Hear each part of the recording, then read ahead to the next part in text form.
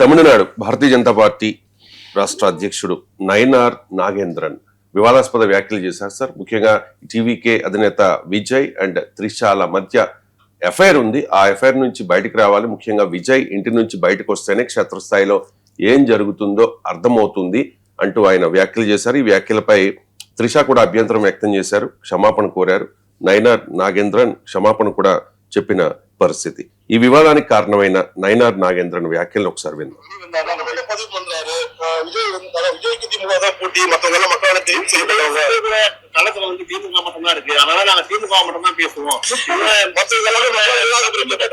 Election நான் சொல்றேன், ஒரு களத்துல ஒரு கவுன்சிலர் கூட இல்லாதவன், அதாவது கூரை ஏறி கோழி பிடிக்க முடியாதவன் வானம் ஏறி வைகுண்டம் போக முடியுமா? இதுதான் விஜய்க்கு பதில். తమిళంత రాదు. అండ్ త్రిష అన్నారు, విజయ్ అని కూడా అన్నారు ఈ బైట్ లో. సో అంటే చాలా ఈ పార్టీ ఆ పార్టీ అని కాదు సార్, చాలా మంది నాయకులు మాట్లాడతారు, ఆ తర్వాత క్షమాపణ చెప్తారు. అంటే రాజకీయ లబ్ధి కోసం నాయకుల నోటి దురుసు మీద. అంటే ఇది ఆయన అన్నది ఏంటంటే విజయ్ ఇంటి నుంచి బయటకు రావాలండి, త్రిష ఇంటి నుంచి బయటకు రావాలి. ఇంటి నుంచి బయటకు రావాలంటే అదేమన్నది పెద్ద రాజకీయ విమర్శ కదా. ఇంటి నుంచి బయటకు రాకపోతే ఆయన ఇంట్లో ఉంటేనే తొక్కిసలాటలు జరుగుతున్నాయి, బయటకు వచ్చాడు కదా తొక్కిసలాటలు జరుగుతున్నాయి. సో అన్నది క్వశ్చన్ ఏంటంటే ఇంట్లోకి వెళ్ళి బయటకు వస్తే తెలుస్తానులే, త్రిష ఇంట్లోకి వెళ్ళి బయటకు వస్తే తెలుస్తుంది అన్నాడు. అంటే అర్థం ఏంటి, ఆయన త్రిషకు ఈయనకు అక్రమ సంబంధం ఉందని చెప్పడం. ఇప్పుడు తమిళనాడు రాజకీయాల్లో తమిళనాడు ప్రజా సమస్యలకి ఇది సంబంధం ఉందా? ఇప్పుడు అలా వ్యక్తిగతమైన జీవితాల్లోకి తొంగి చూస్తే చాలా మంది పైన చాలా విమర్శలు ఉన్నాయి. మరి ఇప్పుడు బీజేపీ నాయకుల మీద కూడా ఉండొచ్చు కదా. సో మనము let us not get in to such horrible things. ఇప్పుడు అది విజయ్ త్రిషాల మధ్య ఉండే అఫేర్ ఉందా లేదా నాకు తెలియదు. ఉన్నా కూడా that is not our business. అది విజయ్ అని మీకు విజయ్ ఫ్యామిలీ త్రిష వాటికి సంబంధించిన అంశాలు. పర్సనల్ లైఫ్లో నాయకులు అసభ్యంగా వ్యవహరించినప్పుడు, అభ్యంతరంగా వ్యవహరిస్తే దాన్ని ప్రశ్నిస్తాం. కానీ రాజకీయాల్లో ప్రశ్నించాల్సింది విజయ్ విధానాల్ని. ఇదే విజయ్తో పొత్తు పెట్టుకోవడానికి బీజేపీ పడ్డ తంటాలు మనకు తెలియదా? మీకు విజయ్ పబ్లిక్ మీటింగ్ లో తొక్కేసలాట జరిగితే అన్నామలై విజయ్ని సమర్థించింది మర్చిపోయామా? ఎందుకు అప్పుడు డిఎంకే వర్సెస్ విజయ్గా ఉన్నప్పుడు విజయ్ని ఎన్డీఏలోకి రప్పించడానికి బీజేపీ చేసిన కృషి మనకు తెలియదా? సో ఇప్పుడు ఆ విజయ్ ఎన్డీఏలో చేరే వాతావరణం కనబడతలేదు.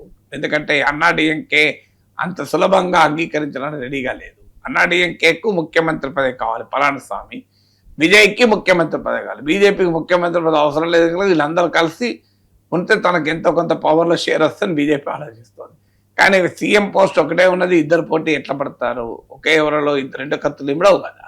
సో అందువల్ల బీజేపీకి విజయ్కి సెట్ కాలే. ఇంకా ఈలోగా కాంగ్రెస్కు విజయ్ కూడా కలుస్తారనే చర్చ కూడా నడుస్తోంది. ఎందుకంటే విజయ్ ఫాదరే కాంగ్రెస్ పార్టీని పొగుడుతూ కాంగ్రెస్ పార్టీని పునర్జీవింపజేయడానికి విజయ్ రెడీగా ఉన్నాడు, కాంగ్రెస్ రివైవ్ చేయడానికి అంటూ వ్యాఖ్యానించాడు. సో అది ఇంకా తేలలేదు. కాంగ్రెస్కు డిఎంకేకు మధ్య ఇష్యూస్ ఉన్నాయి, సీట్ల సర్దుబాటు ఇంకా తేలలేదు. అలాగే అధికారంలోకి వచ్చాక గవర్నమెంట్లో భాగం కావాలని కాంగ్రెస్ అంటుంది. దానికి డిఎంకే అంగీకరిస్తలేడు. స్టాలిన్ ఓపెన్ అని చెప్పాడు, ఈ మధ్య కూడా చెప్పాడు, అధికారం అంటూ వస్తే మేమే వస్తామని. సో అందువల్ల డిఎంకే కాంగ్రెస్ పార్టీ ఆలోచిస్తోంది డిఎంకేతో కలిసి కొన్ని సీట్లు తెచ్చుకొని బయట నుంచే మద్దతు ఇవ్వాలా, లేదా విజయ్తో కలిసి ఎక్కువ సీట్లలో పోటీ చేసి మీరు ప్రభుత్వంలో కూడా భాగస్వామి కావాలా అనేది కాంగ్రెస్ ఈజ్ రీథింకింగ్. సో ఈ గందరగోళం ముందు కనుక బీజేపీ నాయకుడు విజయ్ పైన ఈ అభ్యంతరకరమైన వ్యాఖ్యలు చేశారు. అందువల్ల అందులో మన సమాజంలో ఈ మేల్ డామినేషన్ ఎట్లుంటుందంటే ఈజీ టార్గెట్స్ ఉమెన్ ఫ్యామిలీస్ని తీసుకొస్తారు. ఏమనంటే ఇది చాలా మంది రాజకీయ నాయకులు చేస్తారు. మన అసెంబ్లీలో చంద్రబాబు నాయుడు ఎదుర్కోలేక వైసీపీ వారు అంత నీచంగా మీకు భువనేశ్వర్ గారిని లాగి మాట్లాడారు కదా, ఆమెను కూడా తీసుకొచ్చేసి ఆమె గురించి కూడా వ్యాఖ్యానించారు కదా. తప్పు కదా అది, మీకు అది చాలా దుర్మార్గంగా మాట్లాడారు. చంద్రబాబు కల్లీళ్ళు పెట్టారు. ఇప్పుడు జగన్ టీడీపీ నాయకులు భారతి గారిని పై కూడా వ్యాఖ్యలు చేస్తున్నారు కదా. ఆ మాటకు ఎందుకు నరేంద్ర మోడీని విమర్శించే క్రమంలో సాక్షాత్ చంద్రబాబు నాయుడే నరేంద్ర మోడీ పర్సనల్ లైఫ్లోకి వెళ్ళి వైవాహిక జీవితంలోకి కూడా వెళ్ళి భార్యకే న్యాయం చేయలేని వాడు దేశానికి న్యాయం చేస్తారా అని చాలా అభ్యంతరకరంగా అంత సీనియర్ నాయకులైన చంద్రబాబు నాయుడు నరేంద్ర మోడీ వ్యక్తిగత జీవితంలో కూడా వెళ్ళి భార్య గురించి ప్రస్తావన చేశారు.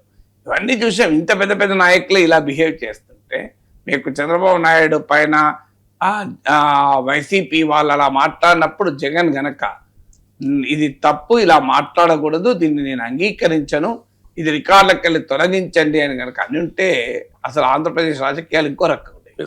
ఆ తప్పు జగన్మోహన్ రెడ్డిని హాంట్ చేసింది.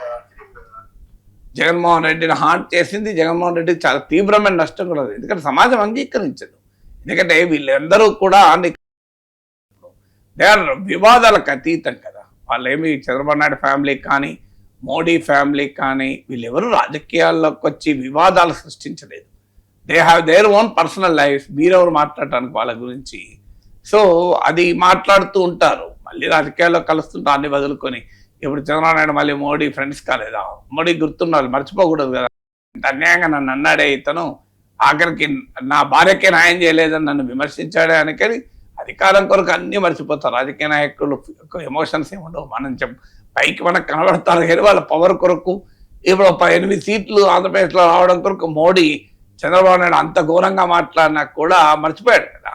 ఏమున్నది, వచ్చింది ఏమున్నది, 8 మంది ఎమ్మెల్యేలు వచ్చాయి, ఒక 3 ఎంపీలు వచ్చాయి, ఓ సత్యక వరకు మినిస్టర్ వచ్చింది. దీని కొరకు తనను పర్సనల్గా అంత మాట అన్నా కూడా జస్ట్ ఫర్గాట్. పోనీ అది ఏదో అప్పుడు ఏదో అన్నాను, అది తొందరపాటు అన్నాను, నేను పొరపాటు అయింది, వాడు ఉపసంహరించుకుంటాను ఇప్పటివరకు చంద్రబాబు అనలే కదా. కొన్నిసార్లు మనం తొందరలో అంటాం కానీ ఉపసంహరించుకుంటామని అనొచ్చు కూడా. ఇప్పుడు బీజేపీ అధ్యక్షుడు అన్నాడు కదా, నేను పొరపాటున అన్నాడు, ఉపసంహరించుకుంటా అన్నాడు. అది కూడా అన్నా కనీసం ఒకటి ఇప్పటికైనా జగన్ ఆ రోజు అసెంబ్లీలో చంద్రబాబు నాయుడు అలా అవమానించడం తప్పది, అది పొరపాటు, నేనేమి ఎండార్స్ చేయలేదు కానీ నేను ఖండించాల్సి ఉండే అని ఏదో ఒక వివరణ. ఎండార్స్ చేయలేదని కన్నా చెప్పుకోవచ్చు కావాలంటే, కానీ నేను ఖండించాల్సి ఉండే, నేను చేయలేదు, పొరపాటు చేసిన అనాలి కదా. ఇంతకుముందు ఇప్పటికీ ఆంధ్రప్రదేశ్ అసెంబ్లీలో చంద్రబాబు నాయుడు ఫ్యామిలీని తీసుకొచ్చి అవమానించిన దానిపైన ఇప్పటికీ జగన్ విచారం వ్యక్తం చేయలేదు. నరేంద్ర మోడీ పర్సనల్ లైఫ్లోకి వెళ్ళి భార్యకే న్యాయం చేయలేదు అన్నదానికి చంద్రబాబు నాయుడు ఇప్పటికీ విచారం వ్యక్తం చేయలేదు కదా. సో అది ఇంకా దారుణం కదా విచారం వ్యక్తం చేయకపోవడం అని చెప్పి నేను ఇప్పుడు త్రిష గురించి విజయ్ గురించి మాట్లాడాను, ఇక నేను విచారం వ్యక్తం అయిపోతాను, నేను నోటి దురుస్తున్నాను, తర్వాత విచారాన్ని వ్యక్తం చేయలేదు. ఏం సంగతి?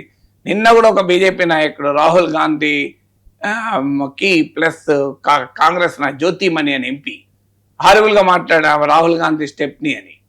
సో ఏం అరాచకత్వం ఇది? సో బీజేపీ నాయకులు తమిళనాడులో చేస్తున్న వ్యాఖ్యలు ఇది అతి అభ్యంతరకరమైన భాషలో మాట్లాడుతూ దాని తర్వాత సమర్థించుకోవడము, వివరణ ఇవ్వడం, ఉపసంహరించుకోవడం ఇష్టం కాదు కదా. So you have no business to attack personal life కదా. రైటా రాంగా తర్వాత సంగతి, పర్సనల్ లైఫ్ మీకే సంబంధం. ఏదైనా ఉంటే ఐడియాలజికల్ ఇష్యూస్ పైన ఫైట్ చేయి. అది జగన్ వర్సెస్ చంద్రబాబు అయినా, చంద్రబాబు వర్సెస్ మోడీ అయినా, కాంగ్రెస్ వర్సెస్ బీజేపీ అయినా, విజయ్ వర్సెస్ బీజేపీ అయినా, fight on ideas, fight on issues. Personal ఎందుకంటే మీకు ఐడియాస్ మీద, పాలసీస్ మీద, విధానాల మీద ఫైట్ చేసి చాతకానప్పుడు ఏం చేస్తారు, ఇలా వ్యక్తిగత జీవితాలు